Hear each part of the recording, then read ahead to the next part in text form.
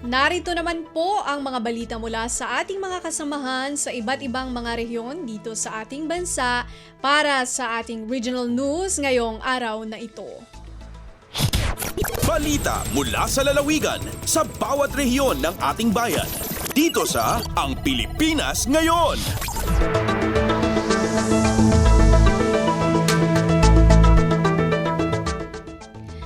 National Broadband Program inaasahang maipapatupad sa Mountain Province sa taong 2024 ayon sa Department of Information and Communications Technology o DICT.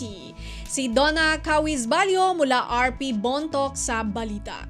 Manamnama ang maimplementar dito yung Mountain Province in taon 2024 the National Broadband Program. Inlawlawag ni Department of Information and Technology wenno DICT Cordillera Operations Division Chief Dr. Alan Lau itinaangay a Provincial Development Council Sectoral 4th Quarter Meeting ababaan iti National Broadband Program adanto ti libre nga internet connectivity kadagiti opisina ti gobyerno babaan iti GovNet program ken pampubliko a lugar babaan iti free wifi. Inexplikar na pa iti nasaw at riknong no kasano adumanon dito'y probinsya ti internet signal babaan iti National Broadband Program. Sigon ken ni Dr. Lau kasapulan dati suporta dagiti local government units ng runa ti pakaikabilan dagiti tore. Kastama ti partnership da iti Mountain Province Electric Cooperative iti panakausar ti daduma pasilidad maipapan iti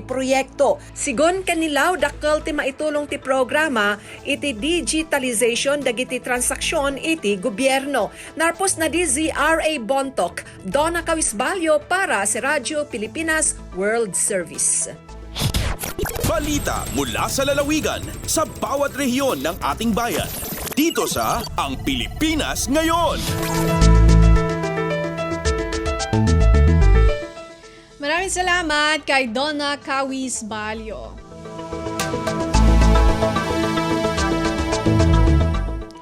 Provincial Former Rebel Summit ginanap sa lalawigan ng Kalinga sa pangunguna ng Office of the Presidential Advisor on Peace, Reconciliation and Unity o OPAPRU.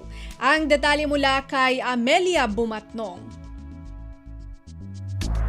Naangay iti Provincial Former Rebel Summit iti December 6 to 7 iti M Hotel Tabuk City nga indulwan iti Office of the Presidential Advisor on Peace, Reconciliation and Unity. Ganda daytoy nga lukuyan dagiti dati a rebelde nga agbali na miyembro iti Kalinga Apayaw Balikloob Association wenno kabla tapno matulungan ken sumayaat iti panagbiagda. Babaan iti kabla, mabalinda dumawat kadagiti na duma-duma serbisyo ken programa iti gobyerno kas iti medical assistance, scholarship para kadagiti annakda, skills training manipud testda ken da dumapay. Sigun kini Charlotte Matias iti Localized Peace Engagement Office, agserbi iti opisina da amang tarabay kadagiti former rebels tapno masigurado ang manggunod da iti natal na kinasayata panagbiag. Imabot iti nasurok a 50 former rebels iti nagparehistro iti nasaong asosasyon. Kabayatan na ipalawag met iti summit iti 5-point peace agenda and transformation program ken enriching the provincial transformation program plan. Manipud DZRK Tabuk, Amelia Bumatnong para iti Radyo Pilipinas World Service.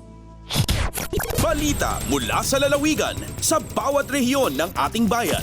Dito sa Ang Pilipinas Ngayon.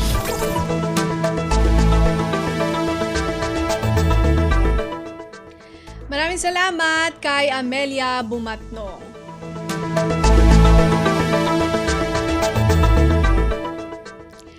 Umaabot sa 500,000 halaga ng crop insurance ipinamahagi ng Philippine Crop Insurance Corporation o PCIC sa ilang magsasaka sa mga Aldaan, Pangasinan. Magbabalita si Verna Beltran ng RP Dagupan. Una abot at halos kapal 2 milyon nga kantidad na crop insurance so initer na Philippine Crop Insurance Corporation at 78 ya dumaralos jad balay ang mga Aldan Pangasinan. Katulong sa local government yung mga Aldan ginawa so distribusyon ya indemnity checks at sari dumaralos at Farmers Training Center at Abitlan Balay. Unang at LGU binerbir ire benepisyaryo ya rehistradong dumaralos na naapektuhan tanwali balag danyos at sari tanamdaran niya lapod sari dimala niya bagyo tan bigis.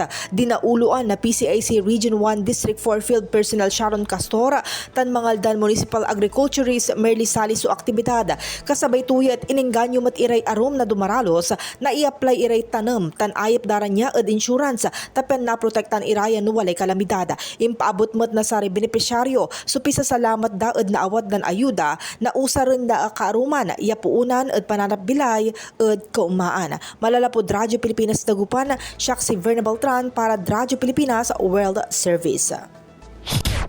Balita mula sa lalawigan sa bawat rehiyon ng ating bayan. Dito sa Ang Pilipinas Ngayon.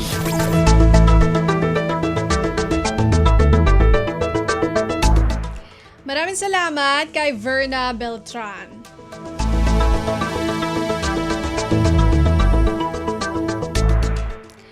Samantala, Palawan Electric Cooperative o PALECO hiniling ang suporta ng lokal na pamahalaan para sa subsidiya. Narito si Lizelle Pilapil ng RP Palawan. Ing papangabay ay ang PALECO sa konseho ang probinsya andang suporta pati ang lokal nga gobyerno ang Palawan nga tabangan sanda sa andang ing apila nga kaataw para inggid ang Universal Charge Missionary Electrification o UCME subsidy maski diyang MIEPSA sa Delta P. Natapod dya sa igbuwat nga arampangan sa Committee on Energy, Oil and Gas Exploration ang December 6 sa katuyuan nga matawan solusyon ang mataas nga presyo ang kuryente igmadangmit nga pagkadura ang kuryente sa probinsya. Pasanag ipaleko General Manager Engineer Res Contrivida nga akabitang salay ang ipira nga ang tanan nga spag nga lugar sa nasyon o datong arapa kakakonektar sa main grid ay dapat kareresebe isubsidiya.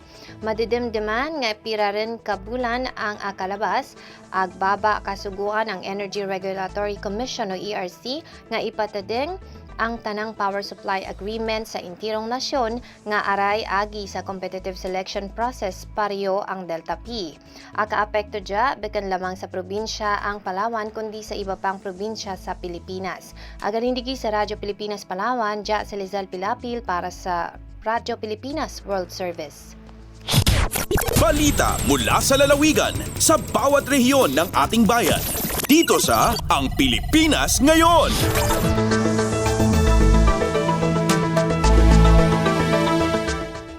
Maraming salamat, Lizelle Pilapil.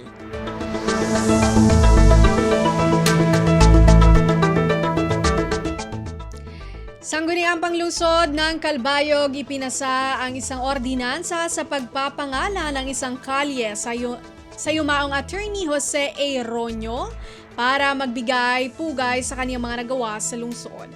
Mula RP Calbayog, mag-uulat si Charmaine Perito.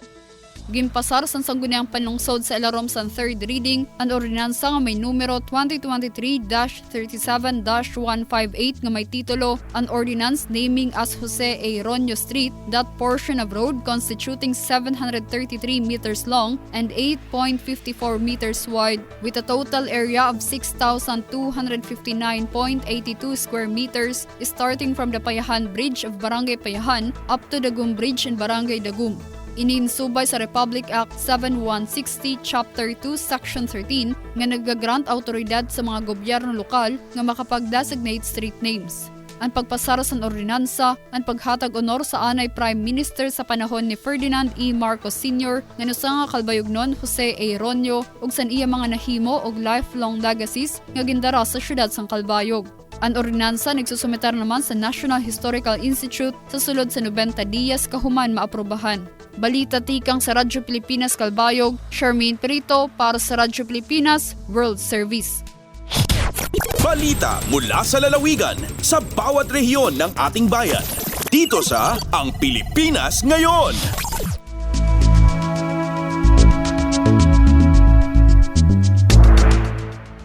Maraming salamat, Charmaine Perito.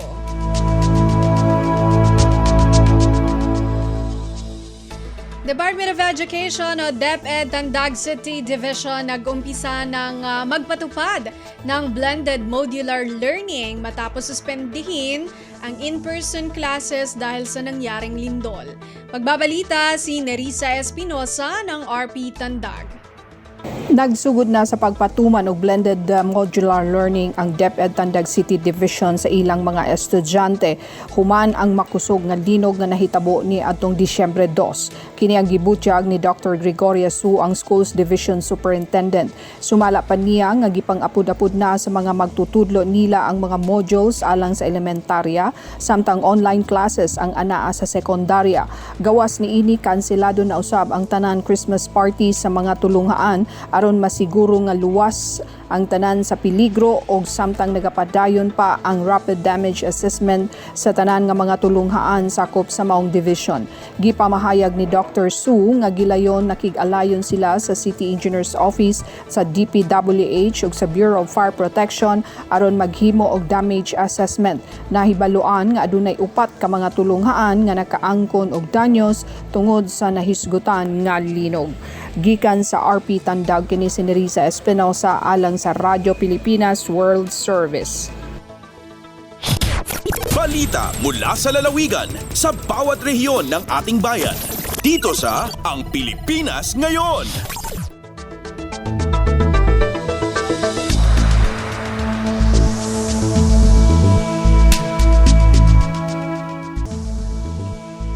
Maraming salamat, Nerissa Espinosa. Bangsamoro Commission for the Preservation of Cultural Heritage, Sulu, pinagsusumikapang mapreserba ang mga cultural at historical landmarks sa lalawigan. Ang ulat mula kay Eloisa Mohamad ng RP Holo. Piyagmamatuyan si Bangsamoro Commission for the Preservation of Cultural Heritage at BCPCH Sulu mapatutug iwan kahalkaanin sa sila sinlupasog iwan anad sin tausog. Habay tay Commissioner Arden Sali si BCPCH Sulu hangputagi sa historical site nakakanta kilahon iwan kapabutangan historical markers sin upis. Habat matanto kahatian sila ayat intungod ang mga luan ini. Maksud ini habat di manuytuyan makawa iwan masakop sa mahinang residential area in mga historical landmarks. Binasadya sin puntaw kong shrine sa Indanan amon inut-inut nagyapagkulaan sin kaybanan. Wat-wat isali ha sumunod tahon katagnaan nilang pagkila iban pagbutang pangilahan ha mga bibilang historical and cultural site. Samantara, jinis pag-anat inapaon sin upi sa taon yung duwang ngay bukawhan tagtu lamo din pag-anat ang mga kabataan tungod na pagpangalay paginangbang bangsog iban misan paghablon pisyarit na paon nila may buong iban parang. Maksudin ni hikalain pa mga kabataan ng pusaka iban binsing kamaasan amon magpapatasin mawal na adat sin lupasog iban bangsa niya. Dahil nga RP Huro, Eloisa Muhammad para Radyo Pilipinas World Service.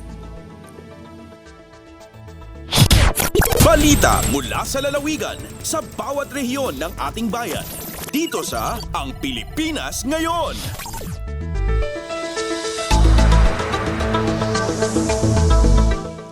Maraming salamat, Eloisa Mohamad. Narinig po ninyo ang kabuuan ng mga balita mula po sa iba't ibang lalawigan dito sa Pilipinas sa pamamagitan po ng ating regional news.